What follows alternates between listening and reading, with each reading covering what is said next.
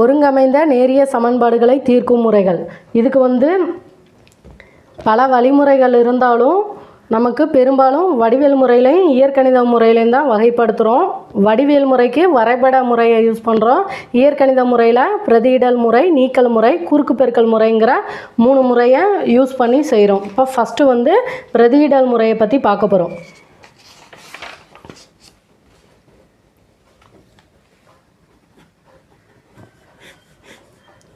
எடுத்துக்காட்டு பாருங்கள். x + 3y = 16. அடுத்து பாருங்கள் 2x - y = 4ன்னு கொடுத்து x yயோட மதிப்பு கண்டுபிடிக்கணும். இதை நம்ம முதல் சமன்பாடுன்னு எடுத்துக்கிடுவோம். இதை ரெண்டாவது சமன்பாடு. இப்போ பிரதியிடல் முறைனா இப்போ ரெண்டாவது சமன்பாடை எடுத்துட்டு ஒய்யோட மதிப்பை கண்டுபிடிச்சிக்கிடுவோம். இப்போ -y இந்த 4 அப்படியே இருக்கும். ஏன்னா ஒய்யை கண்டுபிடிக்கணும்னா -y அப்படியே வச்சுட்டு இந்த 4 இங்கே இருக்கும். இந்த +2x = கங்கிட்டு போகும்போது -2x. -y = 4 - 2x. இப்போ ஒய்யோட மதிப்பு கண்டுபிடிக்கும் போது இந்த மைனஸை வச்சு இந்த சைடு பெருக்கும்போது +4 - 4 மாறும். -2x + 2x மாறும். அதாவது y = -4 + 2xன்னு இருக்குது. இதை இந்த முதல் சமன்பாட்டில் போடுறோம். ஒய்க்கு பதிலாக x ஏற்கனவே இருக்குது, x போட்டாச்சு. +3 ஒய்க்கு பதிலாக -4 + 2x = 16. இப்போது x 3 வச்சு உள்ளே பெருக்கும்போது +3 -4 நமக்கு -12ன்னு கிடைக்கும். +3 + 2x இதை பெருக்கும்போது +6x = 16ன்னு வரும். இப்போது எக்ஸையும் 6xையும் கூட்டினா 7x = 16. இந்த -12 அங்கிட்டு போகும்போது +12ன்னு மாறும். இப்போ இதை கூட்டினோம்னா நமக்கு 28ன்னு கிடைக்கும். அதாவது 7x = 28. எக்ஸோட மதிப்பு தான் கண்டுபிடிக்கணும். x = 28/7ன்னு எழுதுவோம். ஏன்னா பெருக்கல்ல இருக்கிறது ஈக்குவல்ட்டு அங்கிட்டு போகும்போது வகுத்தல்ல மாறும். இப்போ அடித்தோம்னா ஒரே லையில் 4 28. x 4ன்னு வந்துருச்சு. இப்போ எக்ஸோட மதிப்பை எந்த சமன்பாடுலனாலும் போடலாம். நமக்கு ஒய்யோட மதிப்பு கிடச்சிரும். ஃபஸ்ட்டு x + 3y = 16ன்னு இருக்கா. இப்போ எக்ஸுக்கு பதிலாக 4 போடுவோம். 4 + 3y = 16. இப்போ ஒய்யோட மதிப்பு தான் தேவை. 3y = ப்ளஸில் இருக்க 4 ஈக்குவல்ட்டு அங்கிட்டு போகும்போது மைனஸில் மாறும். 16 - 4ன்னு எழுதுவோம். இப்போ 3y = 12ன்னு கிடைக்கும். அப்போ ஒய்யோட மதிப்பு 12 பெருக்கல்ல இருக்க 3 ஈக்குவல்ட்டு அங்கிட்டு போகும்போது வகுத்தல் மாறும். அடித்தோம்னா 1 3 3 4 12 y = 4ன்னு கிடைக்கும். இதுதான் பிரதியிடல் முறை. அதாவது ஃபஸ்ட்டு சமன்பாடு அப்படியே வச்சுக்கிடுவோம். ரெண்டாவது சமன்பாட்டில் ஏதாவது ஒரு மதிப்பை கண்டுபிடிச்சிட்டு அடுத்ததை இந்த சமன்பாடில் போடும்போது நமக்கு மதிப்பு கிடச்சிரும்.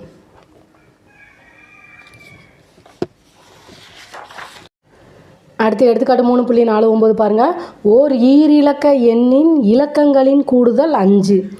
இப்போது ஈரிலக்க எண் 14ன்னு வச்சுக்கிடுவோம். 1ஐயும் 4ஐயும் கூட்டுனா 5. இப்போது 1ங்கிற இடத்த எக்ஸ்ன்னு வச்சுக்கிடுவோம், 4ங்கிறத ஒய்ன்னு வச்சுக்கிடுவோம். எக்ஸ் ப்ளஸ் ஒய்யை கூட்டினா 5. அப்போது ஃபஸ்ட்டு இதுக்கு X plus Y equal to 5ன்னு எழுதிக்கிடுவோம். இது முதல் சமன்பாடு. ஏன்னா ஓர் ஈரிலக்க எண்ணின் இலக்கங்களின் கூடுதல் 1 + 4 இதை கூட்டுனா 5. நமக்கு எக்ஸோட மதிப்பு என்னன்னு தெரியாது, ஒய்யோட மதிப்பு என்னன்னு தெரியாது.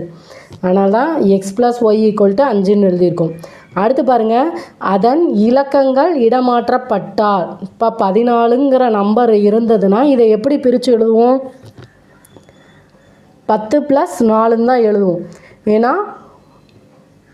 இது 1ஆம் இலக்கம், இது 10ஆம் இலக்கம். அப்போது 10 + 4ன்னு எழுதுவோம். அதன் இலக்கங்கள் இடமாற்றப்பட்டால் கிடைக்கும் புதிய எண்ணானது. அப்போது ஏதோ ஒரு எண் இருக்குது. இப்போ 14ன்னு இருக்குதுன்னு வச்சுக்கிடுவோமே. இந்த 14 நம்ம எப்படி எழுதலாம்? 10x + ஒய்ன்னு எழுதுவோம். ஏன்னா இது 10ஆம் இலக்கத்தில் இருக்கிறதுனால 10x + ஒய்ன்னு எழுதுவோம். அப்போ கொடுக்கப்பட்ட எண் நமக்கு 10x + ஒய். புதிய எண்ணானது, அதாவது அதன் இலக்கங்கள் இடமாற்றப்பட்டால் கிடைக்கும் புதிய எண்ணானது.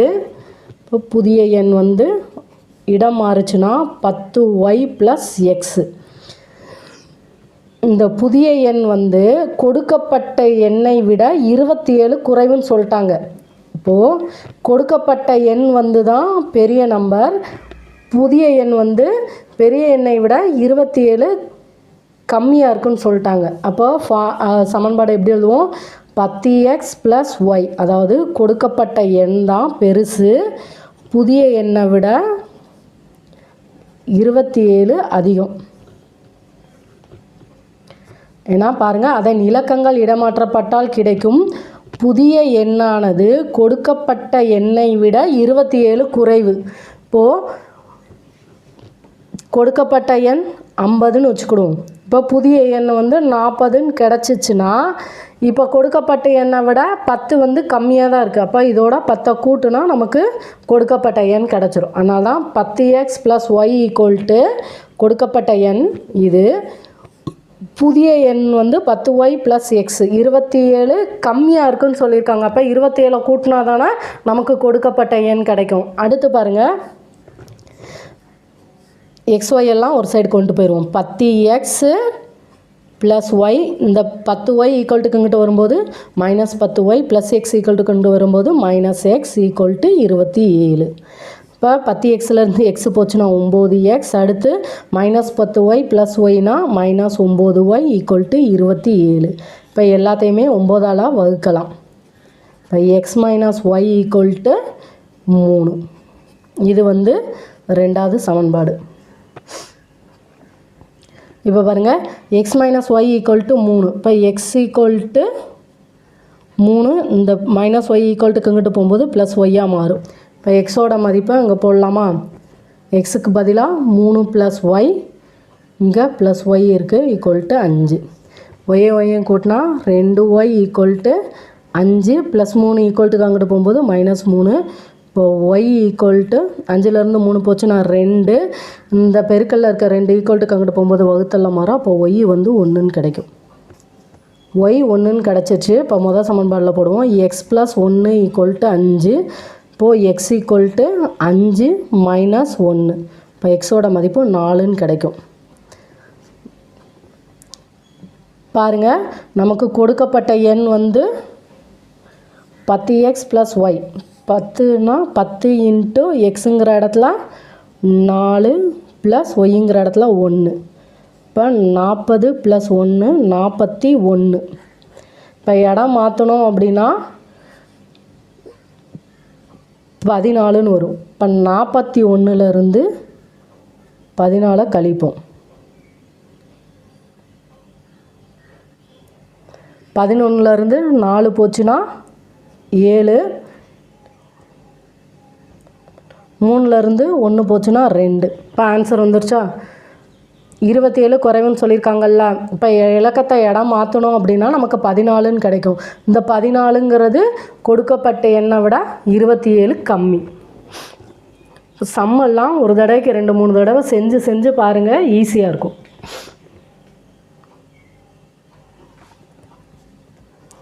x + y = 5. x என்னது நமக்கு 4, y வந்து 1.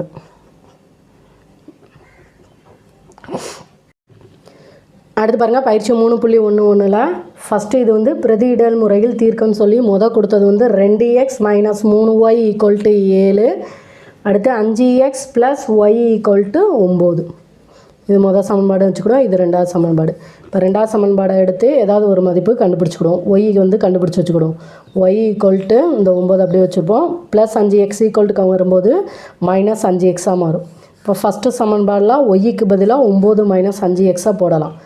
2x - 3 × yக்கு பதிலாக 9 - 5x = 7. இப்போ 2x அடுத்து இந்த -3 வச்சு ப்ராக்கெட்குள்ளே பெருக்கணும். -3 × 9 -9 - 27 -+ +5 15 x = 7. இப்போ 2xையும் 15xையும் கூட்டினா நமக்கு 17xன்னு கிடைக்கும், = 7. இந்த -27 = அங்கிட்டு போகும்போது +27. இப்போ 17x = 7 7 கூட்டினா 14, மிச்சம் 1, 2 1 கூட்டினா 3, 34ன்னு கிடைக்கும். இப்போ x = 34 பெருக்கல்ல இருக்க 17 = அங்கிட்டு வரும்போது வகுத்தெல்லாம் மாறிடும். இப்போ அடித்தோம்னா ஒரு 17 17, ஈர் 17 34. எக்ஸோட மதிப்பு 2ன்னு கிடச்சிரும். இப்போ எக்ஸோட மதிப்பு 2ன்னு கிடச்சிருச்சு. எந்த சமன்பாடில் போட்டாலும் நமக்கு ஒய்யோட மதிப்பு கிடச்சிரும். ஃபஸ்ட்டு இதை எடுத்துக்கிடுவோம். 2x minus 3y equal to 7. 2 into எக்ஸுக்கு பதிலாக 2 minus 3y equal to 7.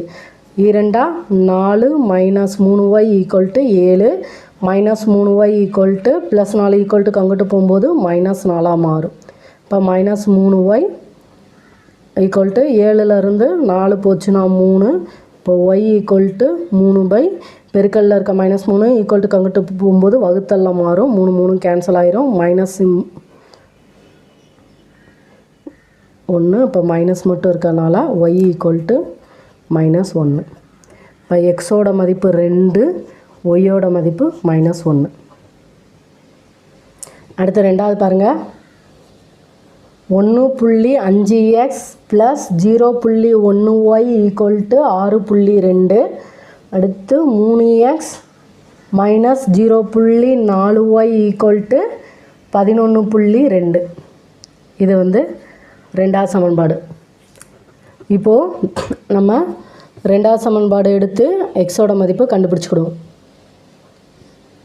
3x equal to minus 0.4y equal to அங்கிட்டு போகும்போது ப்ளஸ்ன்னு மாறும். 11.2 ஏற்கனவே இருக்கிறத எழுதிடுவோம். Plus 0.4y. இப்போ எக்ஸு தான் தேவை. எக்ஸை மட்டும் வச்சுட்டு பெருக்கல்ல இருக்க 3 ஈக்குவல் டு அங்கிட்டு போகும்போது வகுத்தெல்லாம் மாறும். 11.2 ப்ளஸ் 0.4y பை இந்த 3.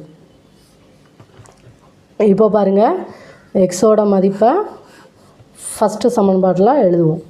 1.5 எக்ஸுக்கு பதிலாக 11.2 plus 0.4y by 3 plus 0.1y equal to 6.2.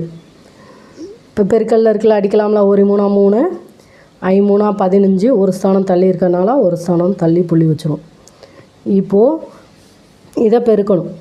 0.5 into 112 11.2. 5 2 பெருக்குனா 10 மிச்சம் 1 ஓரஞ்சு 5 1 6 ஓரஞ்சு 5.